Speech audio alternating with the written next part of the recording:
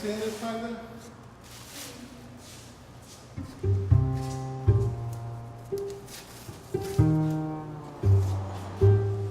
The title of the piece, Stories on My Back, the impetus is from a couple of things. One, a story that my father used to tell me all the time.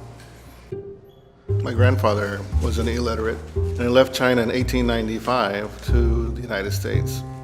In those times, you would walk from village to village and then catch a river boat, and then from the river boat get to the city, which then was Canton City.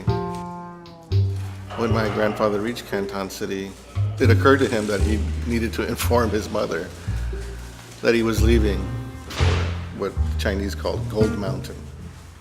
And so he looked for an educated man, and then found an educated man, because back then you could tell who was educated and who wasn't by the way people dressed, and asked him to write a letter to his mother. And the educated man said, yes, of course I'll write this letter, but I don't have anything to write with. And so my grandfather had already purchased ink, pen, and paper. And then the educated man said, I don't have anywhere to write, we're in the street. And my grandfather offered his back. He says, you could use my back to write this letter to my mother, to tell her that I may never see her again, that I'm leaving for the United States, Gold Mountain. And so this man obliged my grandfather by writing this letter. And my grandfather told my father that when this educated man was using his back to write on, he said he felt like 1,000 years had passed because he felt so humiliated. He became this inanimate object to be used by an educated man. My grandfather used that story to propel his children to make sure they got an education. And then my father used that story with us. And then my daughters got tattoos.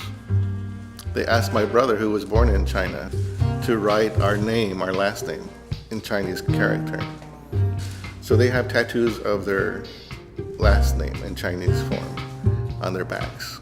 So I kind of put that together of, like, here's these stories that I've been telling my children, and hopefully them finding this source of pride and power, who they are, that they have a history, that they have a face.